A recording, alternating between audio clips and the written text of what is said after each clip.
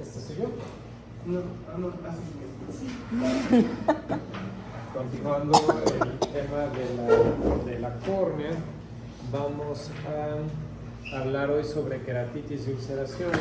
Es una clase cortita, al final vamos a hacer una dinámica con Kahoot y eso va a ser todo por hoy. Entonces vamos a hablar, como decíamos, sobre queratitis y ulceraciones corneales. Ahora, vamos a hacer una diferenciación en dos términos porque cuando ustedes vean el tema en la bibliografía, muchas veces se usa de forma indistinta el término de queratitis y de úlcera, y esto es porque casi siempre una va acompañada de la otra, sin embargo no siempre es el caso. Entonces, queratitis, pues como todo en la terminación de la palabra itis, que ustedes la conocen, pues habla sobre inflamación, y aquí específicamente en la córnea. Y esta puede ser infecciosa o no infecciosa. Las no infecciosas también se les puede denominar estériles. Y esta inflamación pues puede estar a diferentes niveles, ¿no? Puede estar nada más en el epitelio o profundizarse al estroma. Y la úlcera, como en otras partes del cuerpo, igual habla sobre una pérdida epitelial que puede estar asociada a una pérdida del estroma. Entonces puede haber solo ulceración sin queratitis, puede haber queratitis sin ulceración, o generalmente pues el conjunto de ambas, ¿no? Vamos a hablar primero sobre las queratitis infecciosas. Aquí vamos a tocar como las características principales, porque ustedes si llegan a ver ejemplos de queratitis en sus rotaciones o ven la bibliografía, van a ver que en muchos casos se mezclan algunas características. De hecho, inclusive nosotros como oftalmólogos hay casos en donde dudamos si puede tener una etiología o la otra por la mezcla que tiene de las características, ¿no? Entonces la clase trata de destacar las características más digamos que más representativas de cada grupo para intentar diferenciarlas lo más que se puedan, y esa idea llevarse, ¿no? Entonces vamos a hablar sobre bacterianas primero, y aquí hay que hacer hincapié en que la superficie ocular pues no es habitual que tenga queratitis, ¿no? Siempre suele haber algún factor predisponente que las provoca, y estos son algunos de ellos. El uso de lentes de contacto es uno de los más frecuentes, y no necesariamente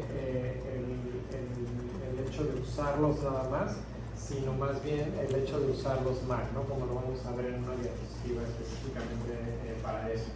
Trauma ocular, gotas contaminadas que se estén utilizando, cirugías, alteraciones en la superficie ocular, que pues de estas ya hemos hablado varias en clases anteriores, y enfermedades sistémicas o cuaternario inmunocompromiso. Entonces vamos a hacer hincapié en uno de los factores predisponentes, que es el del uso de lentes de contacto por la frecuencia que tienen, y decíamos que es más el usarlos mal. ¿Y qué es usarlos mal? Pues dormir con los lentes de contacto puestos, desinfectarlos de forma deficiente. Siempre hay que estar utilizando la solución multipropósito para la desinfección. Hay que estar cambiando la solución multipropósito en donde los guardamos durante la noche, estar cambiando el estuche con cierta frecuencia. Contaminación justamente del estuche sobre el factor de riesgo, solución contaminada. A veces por ahorrar solución dejamos esa solución mucho tiempo en el estuche y la usamos constantemente. Cuando se nos cae un lente de contacto y lo lavamos con el agua de la llave, o cuando se nos acaba la solución multipropósito, o compartir el lente de contacto. Esto no sucede con frecuencia con lentes de contacto que están graduados, porque cada paciente tiene graduaciones diferentes, pero sí llega a suceder con lentes de contacto cosméticos, ¿no?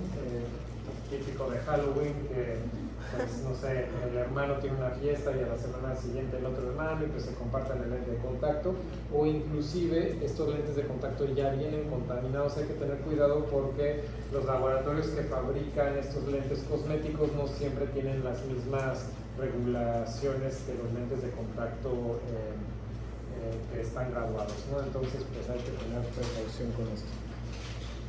Ahora, cuando ustedes sospechan de un cuadro de queratitis o de ulceración corneal, pues ya vimos cuáles son los factores de riesgo. Entonces, ante la sospecha hay que hacer hincapié justamente en sacar la información de estos factores de riesgo durante el interrogatorio.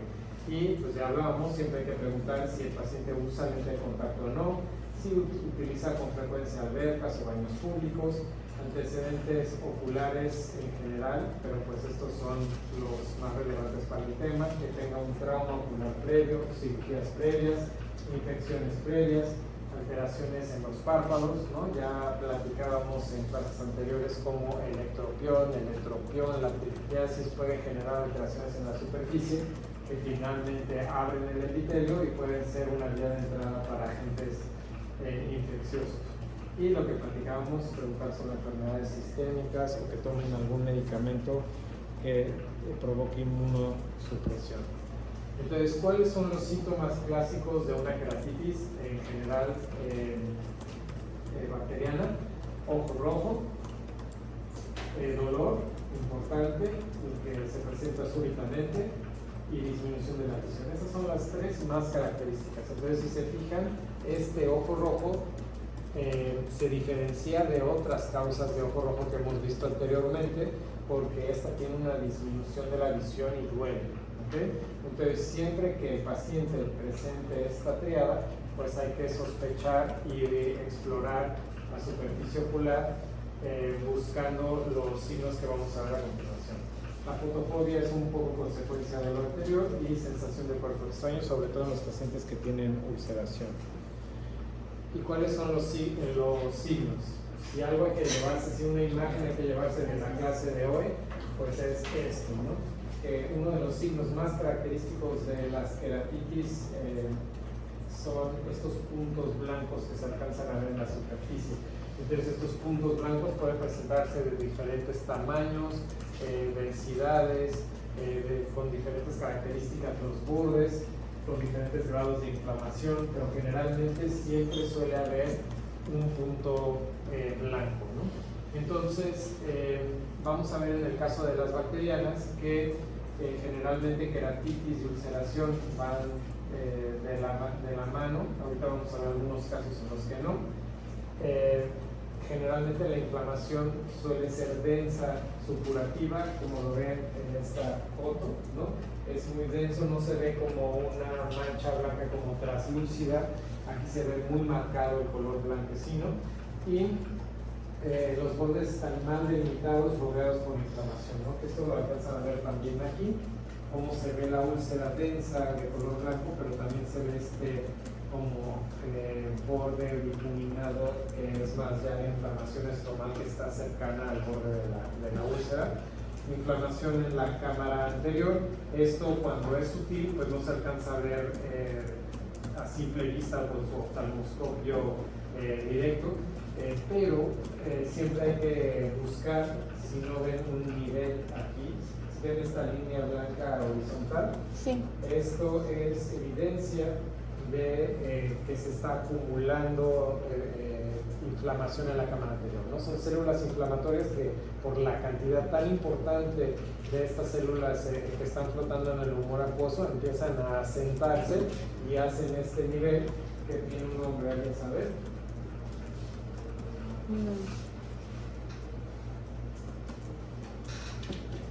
A este nivel, ¿cómo se llama?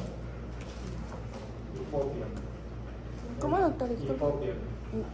Entonces, cuando ven que un paciente tiene una úlcera y además tiene hipopión, esto es un dato de inflamación severa y también un dato de que el cuadro tiene que referirse pronto por la severidad. Y la secreción generalmente en los casos de una queratitis bacteriana pues suele ser purulenta, como en los casos de conjuntivitis bacteriana. Ahora hay que hay que tomar en cuenta que algunos agentes infecciosos, al igual que en las conjuntivitis, suelen ser más severos que otros. Hay unos que inclusive llegan a perforar el globo ocular a través del adelgazamiento de la córnea en cuestión de horas o días, ¿no? Entonces, por eso es importante transmitirle al paciente esta sensación de urgencia de que estos diagnósticos pueden llegar a ser delicados y pues tratarlos oportunamente, ¿no? Estos son 3 ejemplos de bacterias que suelen evolucionar de forma rápida, como la Pseudomonas, el Streptococcus y Neisseria gonorrhea. Entonces aquí vemos en la fotografía un adelgazamiento, se fija todo esto blanco es área de queratitis y aquí justo donde ven como una bolita café, el iris está protruyendo a través de este adelgazamiento corneal. Y bueno, nuevamente haciendo hincapié en las complicaciones, otro ejemplo de una perforación secundario a una úlcera corneal. Si se fijan, la pupila está traccionada hacia el área por donde está protruyendo el iris a través de la córnea, ¿no? Entonces, nuevamente el mensaje de que este tipo de diagnósticos puede tener complicaciones graves. Los signos característicos en el caso específico de la Pseudomonas, y sacamos a la Pseudomonas como del resto del grupo para platicar por ella. Uno, porque es muy característico el cuadro, y 2, porque suele ser una de las bacterias agresivas que se presenta con frecuencia. También hay una asociación mayor con usuarios de lente de contacto. Entonces aquí, si se fijan, no se ve este foco como pequeñito, bien delimitado. Aquí se ve como un foco de mayor tamaño. También, si se fijan, se ve como si este foco inflamatorio estuviera embarrado como crema. moco. Y esto es debido a la necrosis estomal superficial que provoca esta bacteria, ¿no? Entonces empieza a provocar pues literales necrosis del tejido, se ve como tejido aguadito sobre la úlcera, que además pues se embarra por la secreción mucosa que provoca. Y nuevamente estamos viendo aquí eicopio, ¿no? Se ve aquí este nivel blanquecino que se camuflajea un poco aquí también ya con la inflamación corneal, pero aquí se ve claramente el nivel, ¿no? Que pues nos habla sobre inflamación intraocular fuerte, ¿no? Severo. Y este es el caso contrario, como también hay bacterias que pueden provocar cuadros inflamatorios mucho más discretos. Si se fijan aquí, inclusive la hiperemia conjuntival prácticamente ni se ve, pueden cursar inclusive sin hiperemia o con una hiperemia muy leve.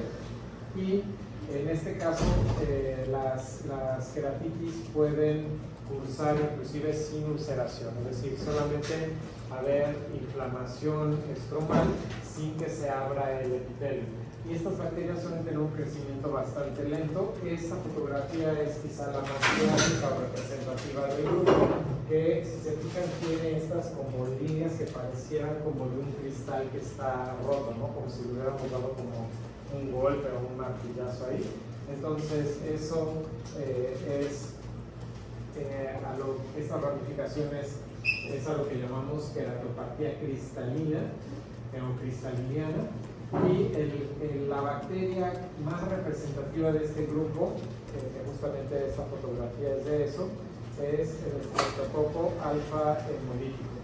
Entonces, este Streptococcus viridans es el más representativo, que no el único. También micobacterias o anaerobios pueden provocar cuadros de este tipo. Y bueno, con respecto al tratamiento de las queratitis bacterianas, algo que seguramente les va a tocar tratar en algún momento justamente es uno de los factores predisponentes, que es el tratamiento de las heridas corneales. Decíamos que una herida corneal puede terminar en una queratitis o en una ulceración si se mete ahí una bacteria.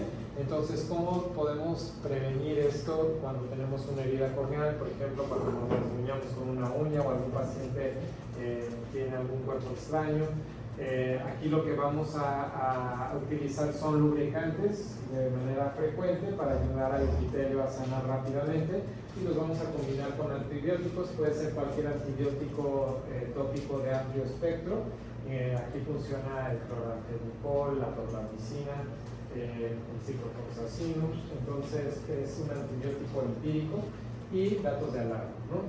¿Qué suele pasar después de estas heridas con el tratamiento? Pues que en un par de días, máximo 3, la sensación de cuerpo extraño, las molestias, el lagrimeo frecuente, la irritación pues vayan bajando. Pero si justamente el dato de alarma es que si no ceden las molestias en un día, un par de días, o por lo menos están disminuyendo, pues eso ya nos marca una posibilidad de que se haya infectado la herida, y hay que hacer la referencia o hay que comentarle al paciente que tiene que buscar pues atención especializada, ¿no? Y aquí el parche es algo bien común que se utiliza para las heridas en los ojos, pero aquí en lugares como cálidos, húmedos, generalmente preferimos no parchar, justamente por este ambiente más húmedo que se hace entre el parche y el ojo. Entonces generalmente dejamos sin parche, pero sí con una protección que puede ser con lentes de sol. Y bueno, eso es en cuanto a las heridas que predisponen a las queratitis. Ya si estamos ante un cuadro de queratitis bacteriana como tal, el escenario ideal es que al sospechar un cuadro de estos, pues tomemos un cultivo para saber a qué agente etiológico nos estamos enfrentando y tener un antibiograma para saber si esta bacteria es sensible a los antibióticos que estamos utilizando o no. Y bueno, esto nos hablaría de un tratamiento pues guiado, pues bastante concreto. Sin embargo, muchas veces lo que tenemos a la mano es dar un tratamiento empírico, sobre todo si son pacientes que no tienen acceso a tratamientos especializados, o pues sospechamos que no van a buscar o no van a tener la opción de tener esta opción de forma temprana, ¿no? En esos casos pues es preferible dejarles un antibiótico para ir tratando el cuadro.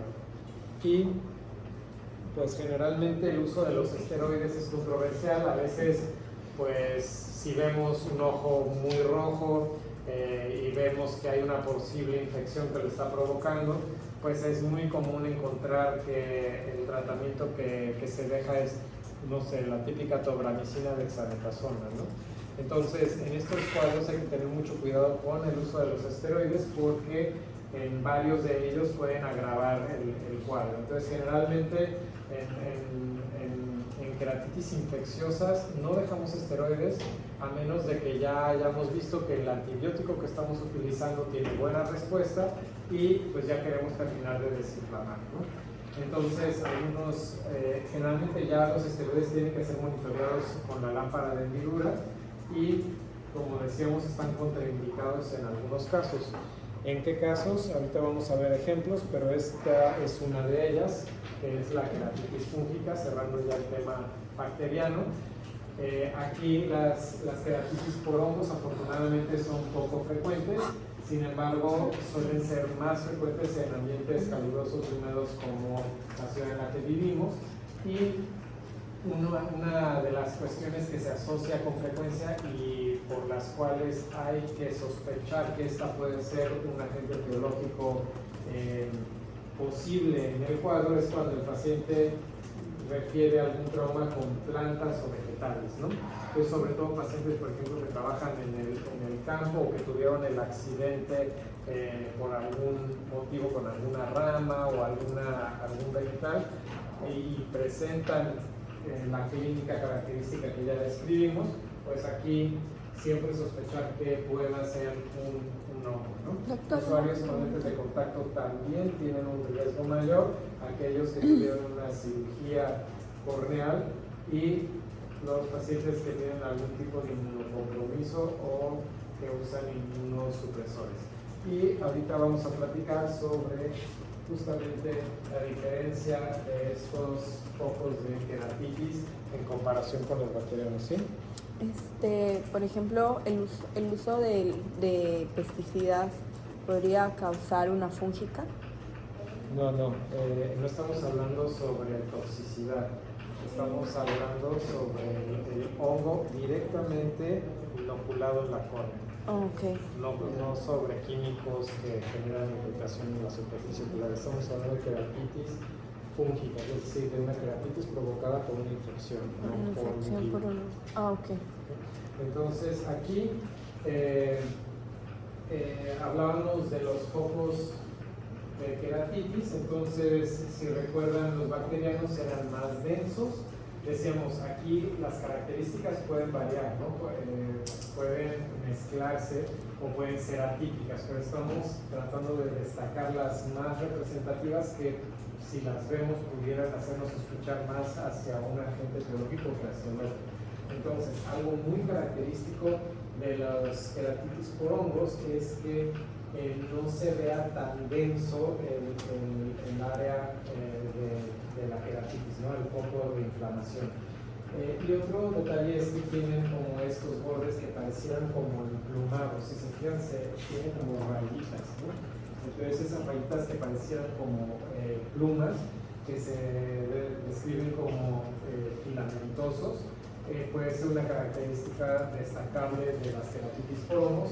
Y otra son los focos satelitales. ¿A qué se refiere esto?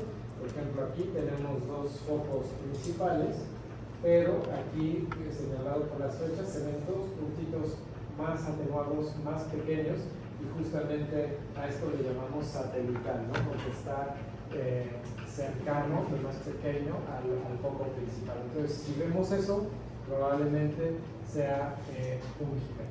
Y estas tienen como característica más algodonosa, como decíamos, menos supurativa, como en el caso de las bacterias.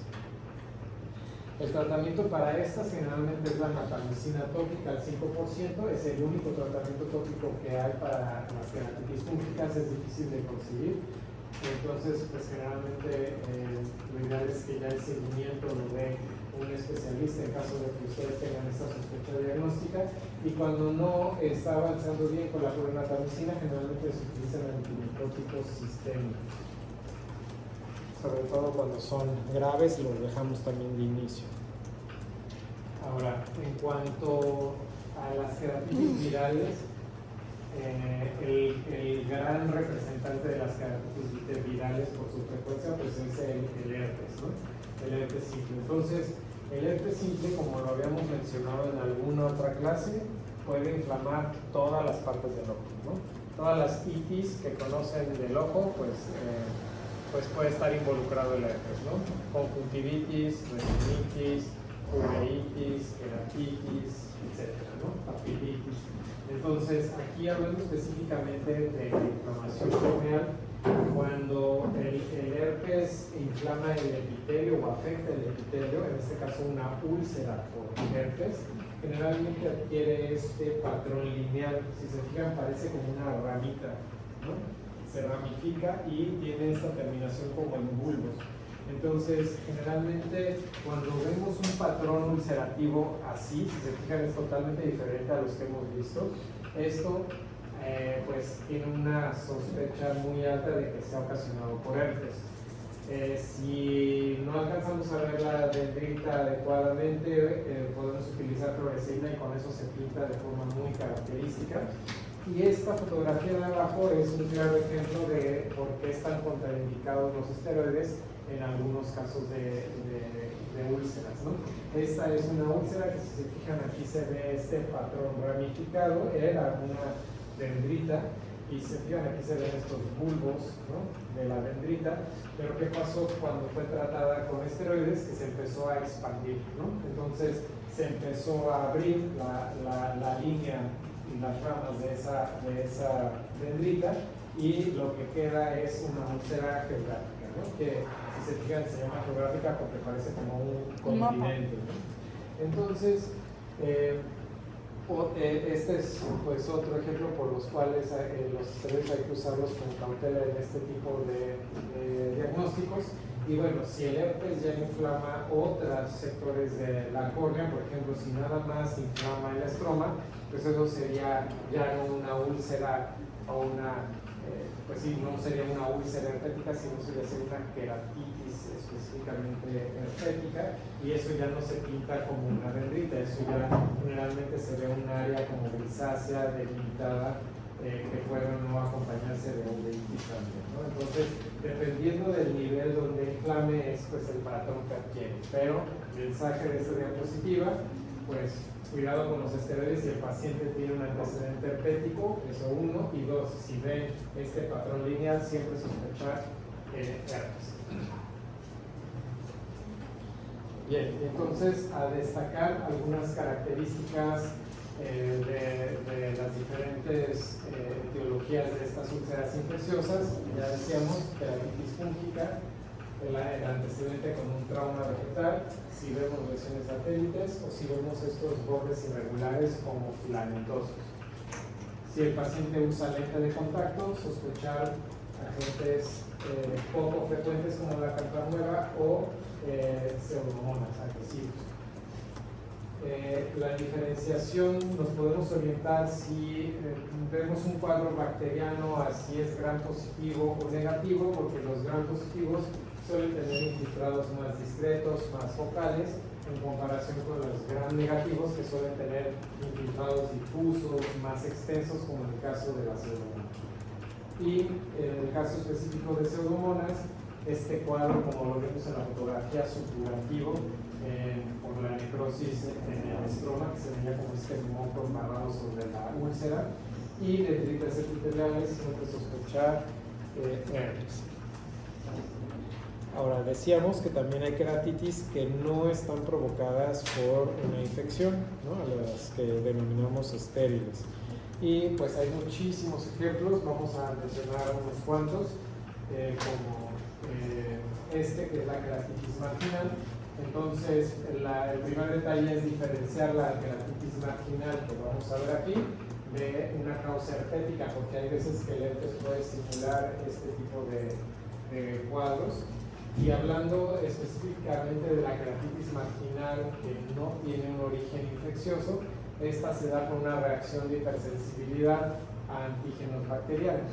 Entonces, aquí la pregunta surgiría, ¿no? Bueno, si hay antígenos bacterianos, pues no, que es estéril.